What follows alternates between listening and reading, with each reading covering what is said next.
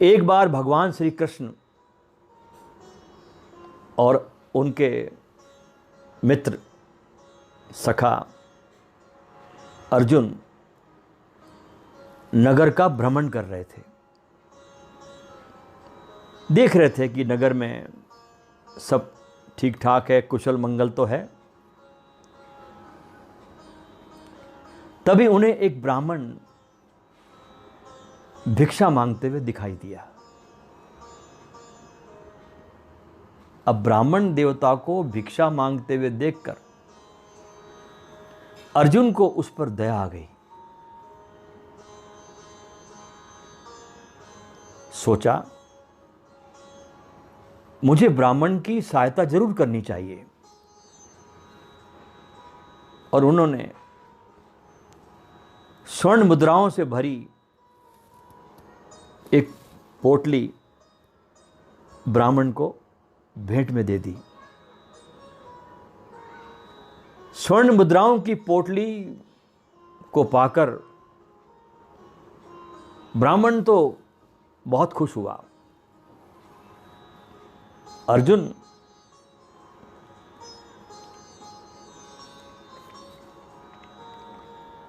और अपने भीतर बहुत सपने वो ब्राह्मण सजोने लगा। सपनों की दुनिया में खोया हुआ वो ब्राह्मण, जब पैसा आ जाता तो आदमी कितने ख्वाब देखता ना,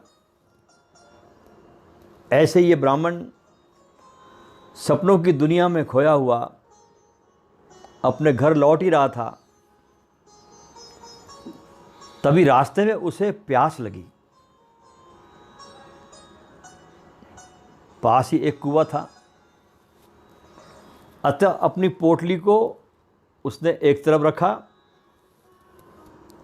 और ब्राह्मण ने कुएं से पानी खींचना शुरू किया।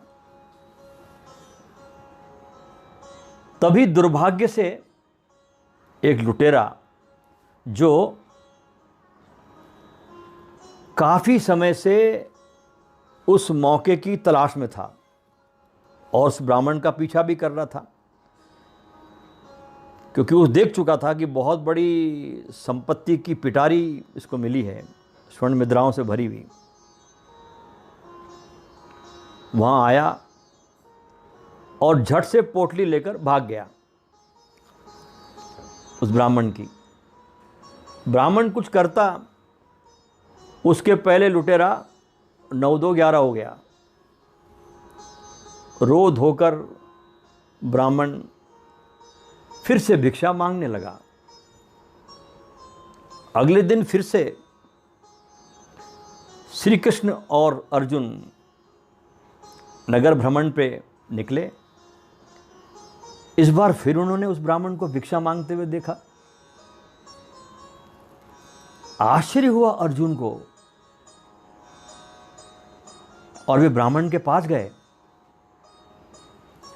और दोबारा भिक्षा मांगने का कारण पूछा, क्योंकि कल इतना दिया जा चुका था कि जो उसके पूरे जीवन भर के लिए पर्याप्त था। क्यों भिक्षा मांग रहे हो, उसका कारण पूछा। ब्राह्मण ने अपना सारा दुखड़ा सुना दिया जो घटा था। ब्राह्मण की इस दुख भरी गाथा को सुनकर और वेदना को जानकर अर्जुन भी बहुत दुखी हुआ। इस बार अर्जुन ने ब्राह्मण को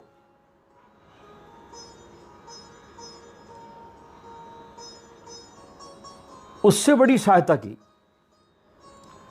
एक बेशकीमती माणिक्य भेंट किया।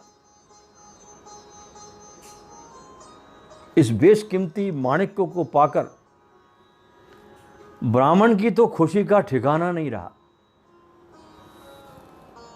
अर्जुन को बहुत बहुत आशीर्वाद दिए, धन्यवाद दिया, और वो माणिक्य को सबकी नजरों से छिपाते हुए जल्दी से अपने घर पहुंचा।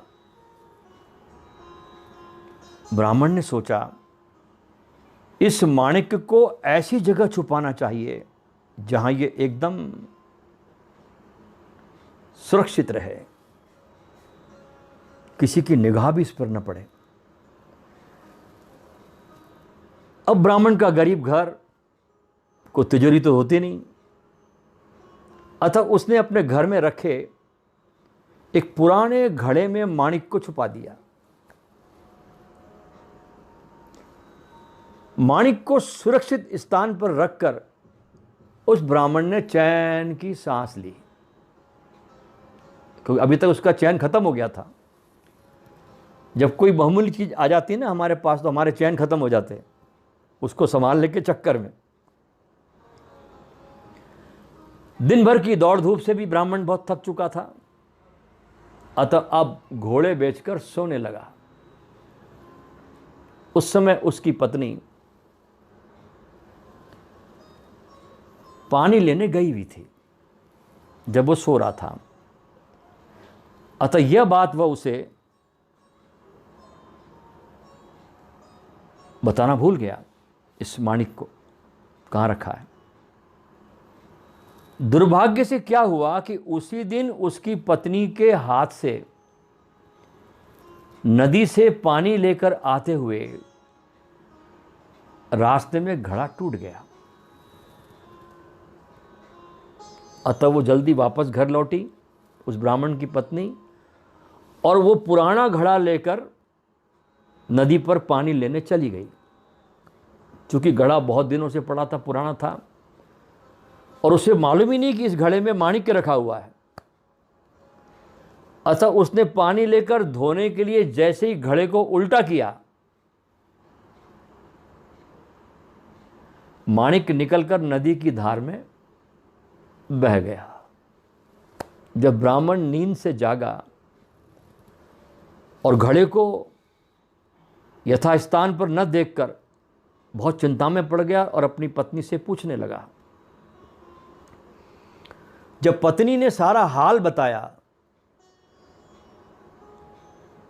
तो वह सर पकड़कर बैठ गया। अपने दुर्भाग्य का रोना रोकर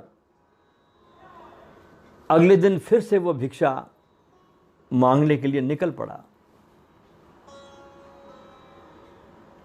अगले दिन फिर जब श्री कृष्ण अर्जुन नगर भ्रमण के लिए निकले तो उन्होंने फिर से ब्राह्मण को भिक्षा मांगते हुए दरिद्र अवस्था में देखा।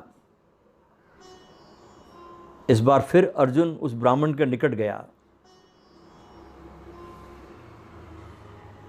और कारण पूछा, तो ब्राह्मण ने सारा वृतांत बताकर अपने दुर्भाग्य का, अपने दुखड़ा रोया। बताते बताते ब्राह्मण की आंखों में आंसू भी आ गए। अब तो अर्जुन ने भी सोच लिया कि इस ब्राह्मण की किस्मत ही खराब है, इसके जीवन में सुख है ही नहीं। तभी श्री कृष्ण वहां आए और उन्होंने ब्राह्मण को 2 पैसे भेंट किए। यह देखकर अर्जुन हंसते हुए बोला, हे केशव, जब मेरी दी हुई मुद्राएं और माणिक्य इस अभागे की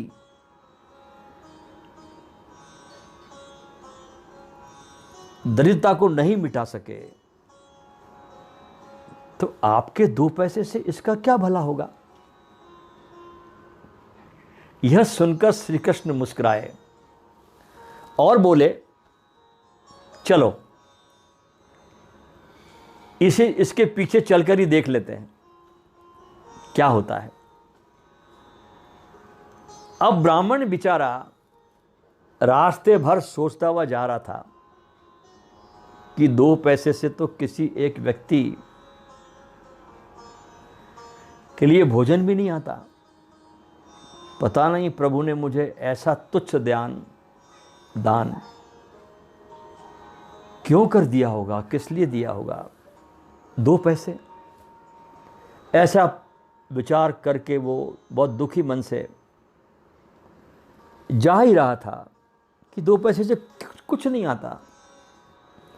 तभी उसे रास्ते में एक मछुआरा दिखाई दिया जो मछली पकड़ते हैं, और ब्राह्मण ने देखा कि मछुआरे के जाल में एक बहुत प्यारी सी नन्ही सी मछली फंसी हुई है।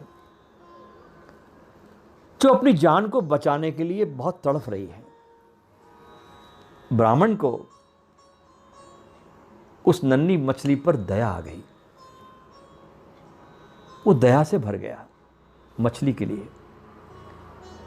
ब्राह्मण ने सोचा, इन 2 पैसों से तो कुछ होना जाना है नहीं, मैं ऐसा करता हूं कि इस मछली की ही जान बचा देता हूं। ब्राह्मण की करुणा जाग उठी और उसने मछुआरे से मछली खरीद कर उस 2 पैसे में अपने पानी के कमंडल में डाल ली और उसे जहां से वो थी नदी में, उस नदी में उस मछली को छोड़ने के लिए चल पड़ा। ब्राह्मण मछली को लेकर के अपने कमंडल में, जिसमें पानी था, बाजार से गुजर ही रहा था कि उसने एक चमत्कार देखा कि मछली के मुख से कुछ निकला और ये वही माणिक्य था जो उसने अपने पुराने घड़े में छुपाया था।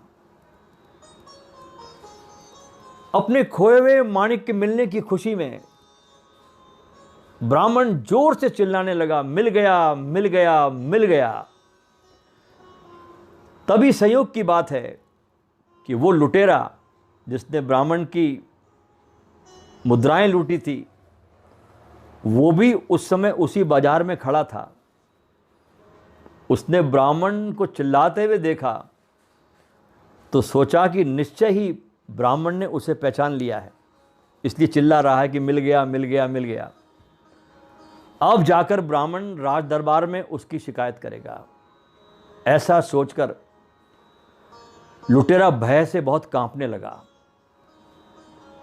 लुटेरे ने ब्राह्मण के पास आकर क्षमा याचना की और इस क्षमा याचना करने में ही अपनी भलाई समझी। लुटेरा भय से कांपते हुए दोनों हाथ जोड़कर ब्राह्मण के पास गया और क्षमा याचना करते हुए सारी मुद्राएं, वो पूरी पोटली ब्राह्मण को लौटा दी। यह देखकर अर्जुन भगवान श्री कृष्ण के समक्ष नतमस्तक हो गए और बोले, हे केशव, हे मेरे प्रभु, ये कैसी लीला है कि जो कार्य मेरी दीवी स्वर्ण मुद्राएं और माणिक्य नहीं कर सके, वो आपके दिए 2 पैसे ने कर दिखाया।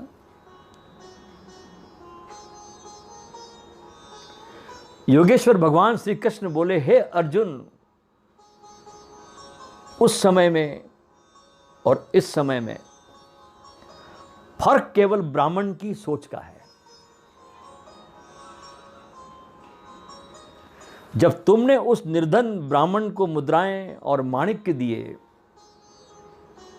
तब उस ब्राह्मण ने केवल अपने ही सुख के बारे में सोचा, अपने स्वयं के स्वार्थ के लिए सोचा। किंतु जब मैंने उसे 2 पैसे दिए, तब उसने दूसरे के दुख को दूर करने के विषय में सोचा।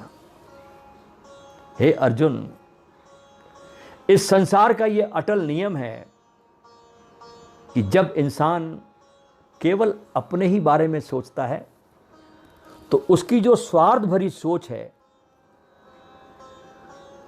वो स्वार्थी मनुष्यों को ही उसकी ओर आकर्षित करती है। सारे स्वार्थी जमा हो जाते हैं उसके पास में। इसके ठीक विपरीत, जब मनुष्य दूसरों के दुख करने के विषय में, कैसे लोगों के दुख दूर हो, कैसे उनका कल्याण हो, इसके विषय में सोचता है, तो ईश्वर सहित ये पूरी प्रकृति भी उसके दुखों को दूर करने की चेष्टा करती है। हृदय में जिसने मैत्री भावनाएं प्राप्त कर ली, उसके लिए संसार एक परिवार हो जाता है। जो व्यक्ति अपने ही स्वार्थ से ऊपर उठ गया, उसके लिए पूरा संसार एक परिवार हो जाता है।